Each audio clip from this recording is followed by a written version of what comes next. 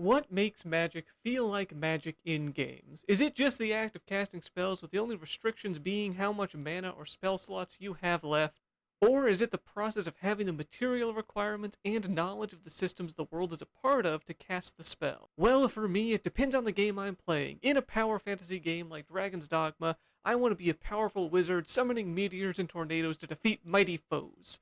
Whereas in slower games like Outward or WoW Classic, I like the process of needing materials and knowledge to cast spells. Now, I don't think there's a right way to implement magic, but I do think that the slower approach makes me feel more invested in the world I'm playing in. Learning magic in Outward feels like I'm on a quest to become a powerful magician. I start with nothing and have to go on a journey to even unlock mana used for casting. Then, once I have that, I need money to go and get the spells, but even with that, some forms of magic have material costs, such as the Sigil of Fire needs a Firestone. And by itself, Sigil of Fire does nothing. What it's used for is an area to cast other magic, such as Spark, which, when casted in the Sigil of Fire, will produce a firebolt at your target. Now, this is a pretty small example, and there are many more magics in the world of Outward that don't have the material component, such as rune magics just need a book in the 4 magic runes. Then casting those runes in certain orders produce different spells, such as summoning a weapon, casting a light, and placing down a magical landmine. There's a lot more types of magic in this game, but I really want people to experience Outward for themselves if they're interested in it, so I don't want to go too far into it, but they have debuffing magic, buffing magic, and so on that just feels great to play with and make builds around. The point is, magic in Outward makes you feel as if you're part of a living, breathing world. It's realistic in the confines of the world, and it's immediately what I think of when someone says, it's a game with magic and you want realism? Yes, I do, and this is the way to do it. Authors have been making their worlds feel real and immersive like this for decades, and game devs should take more note. It's super frustrating when you play a mage in a game like Skyrim and leveling up your magic just means casting a different spell because the damage of the spell is only augmented by a few perks, and those are separated by elements. And while we're on the topic of the Elder Scrolls, why the heck are those games just regressing in basically all regards, and especially the magic?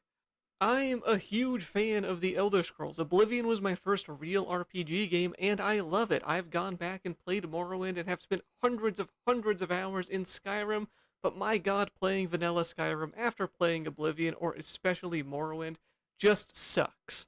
Like, okay, in Oblivion, the magics like Destruction, Alteration, and Restoration aren't much different than Skyrim, and honestly, worse.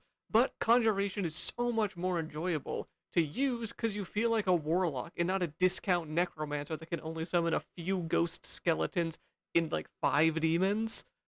And Skyrim nor Oblivion can even hold a candle to how fun it is to use magic in a game like Morrowind. And I use the word fun because magic in Morrowind is absolutely silly. You can make a spell to do just about anything this game has to offer, and for hardly any price at all. This is my little guy. His name is Sir Fistalot, and he is a melee mage. He punch, and he cast. And some of the spells I have on him are hecking goofy. Look at this unlock spell. So, it's an on-touch spell, so I have to be next to the thing I'm unlocking, which is not so good if I'm breaking and entering. But wait! I also have a telekinesis spell, so I can cast this first and then use my unlock spell from a distance. Also, did I mention my unlock spell unlocks stuff with a maximum range as well, so things on different floors of buildings are also unlocked by it? Like I said, you can craft spells to do just about anything in this game, and it's really fun to play around with, even little things like being able to walk on water, which Skyrim doesn't have as a spell, and didn't even have in the game until the last DLC came out for it. Now, I wouldn't say that magic in Morrowind is balanced, no one who has used it would, but it's extremely fun and the world of Elder Scrolls supports that. I do think that the balance of the game in general is more important than silliness, and the Elder Scrolls is a pretty niche case because these games all have such good modding scenes that can fix stuff and tweak it how you want it exactly.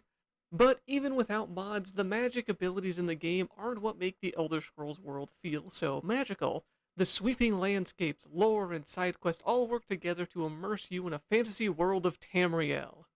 But it's just sad when spells like walking on water aren't even in the game at the start of Skyrim, let alone can't even attack underwater, but that's a whole different tangent for a different video we're not going to get into today.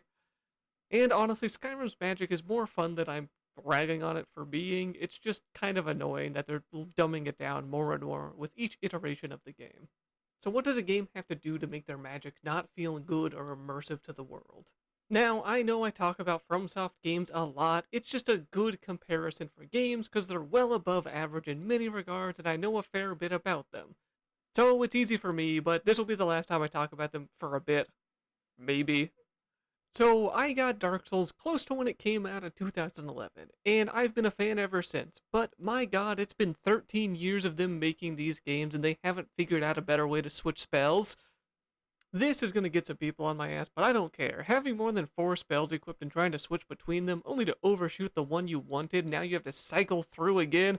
Ugh, it's so bad. I have no idea what they would change to make switching easier, but it just feels awful the way it is. And it gets worse for me here because I want to say this for context as well. I primarily play these games solo, so this next issue is slightly alleviated by having other people playing with you that can take aggro from enemies and bosses. But so many of the high-level flashy spells are just bad in boss fights. They look cool and can do great damage, but you spend most of the boss fight just trying to find an opportunity to cast the spell, and when you get the spell off, most bosses will move out of the way, or worse, jump over them. Or even more frustratingly, they hit you out of the cast. This is primarily an issue with Elden Ring with its added verticality to bosses, where many of them jump or input read to dodge as well. Now, anytime anyone complains about these types of games, they're met with get goods and go dies, but their opinions don't matter, and even if you like something, critiquing what they do badly is healthy. So for my final thoughts on Dark Souls / Elden Ring's magic, they just feel not good. I don't know, it feels less like I'm a mage learning new magics and the mechanics of the world and more like I'm a self-insert in a fanfic, where I suddenly learn these powerful magics and how to use them just by purchasing them. The only things that feel magical to me in these worlds are the worlds. The architecture, the bosses, the environmental storytelling lead me to believe these worlds have magic, and they do. But as the games and the worlds got bigger and better, the magic felt smaller and less worth using. And to backtrack slightly to the purchasing of magic, this is a major nitpick. Many games have you just purchase magic, even Outward has you purchase spells, and I praised that game's magic. But money is scarce in Outward, and so are spells. You don't have every boss's signature move on your hotbar at all times, and like I said before, many of the flashy spells are just flat out worse than throwing rocks at bosses. So we've dabbled into talking about this, but let's dive into it. For me, a game with good magic system should have it be important to the lore and story of the world as well as the mechanics. Whether it's through the player using magic or having it used against them, it will be in the world. And it lets me have an excuse to talk about my favorite game world ever, Eora. Eora is the world in which the Pillar of Eternity games take place, and their magic comes from souls and an energy they produce called Essence. Now, each caster class that players can choose affects souls and essence differently. Wizards learn to manipulate the essences of the world to produce different magics from their grimoires, while something like a chanter will use magical chants to call upon the souls of the departed to invigorate allies or hinder foes. And all these things are directly what fuels the stories of the world. It's your character's connection as a watcher to souls in the universe that make and progress the stories, so even if you're playing a martial class like fighter, rogue, or barbarian, and don't use these magics, you're interacting with scientists, scholars, rulers, and regular people who are directly affected by these magics. And that is what makes magic feel real to me. It's the fact that people in the world are looking for answers and asking the player to look into it as well. Like in Dishonored, Corvo is already an excellent assassin, but when an enigmatic outsider grants you mystical abilities to enact revenge and rescue a princess, you have fun using the spells, teleporting around rooftops, or possessing rats to sneak into locked rooms. You're also asking questions about the world. Where does the outsider get the power for these abilities, or what does he gain from helping me? Once again, it makes the world feel like a world, and that's what magic should do in my opinion. help the player by asking questions and giving them the tools to solve them or at least theorize about them. And it could just because of the esoteric nature of FromSoft games that I feel Magic is less impactful, but it's just that makes me feel less invested in trying to learn these abilities. Also, the fact that I'm mainly a PvE player and a lot of these spells just aren't worth using mechanically. I want to end this like I end many talks about mechanics by saying again that I'll say many more times. Things can and should be added even if they're just silly or fun. But they first need to be fun, and that's where a lot of Magic dies for me. In Skyrim, when I can't even have a spell to walk on water, or by having 6 different summon zombie spells, I start to lose interest when the spells become just a numerical stat increase. I kind of rag on Elden Ring and Souls games hard in this video, and I want to tag on at the end here, now that most people have stopped watching, that I love this game and the magic in it.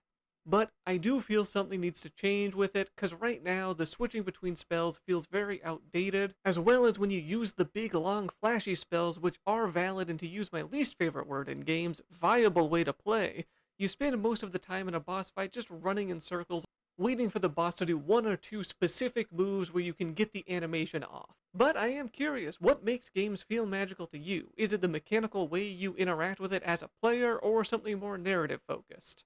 Either way, I hope you come out of this with some ideas on how you might want to implement magic into your projects, whether it's a game, D&D setting, or whatever you may be working on. Ask yourself what magic does for your setting. Is it important or not? What can your players do with magic, whether they can pick a class with it or discover it as an ability to use it? And do the actions of the spells correlate with the power your world and system say they have? Does the big meteor attack actually deal damage, or is it a long cast time for minimal damage? And if you're not currently working on anything, I hope you still enjoyed the video. That's all I got for this one. It's getting a little rambly anyway, so I hope you enjoyed it. If you did, leave a like, tell me why you disagree, and hate me, and subscribe. Well, bye!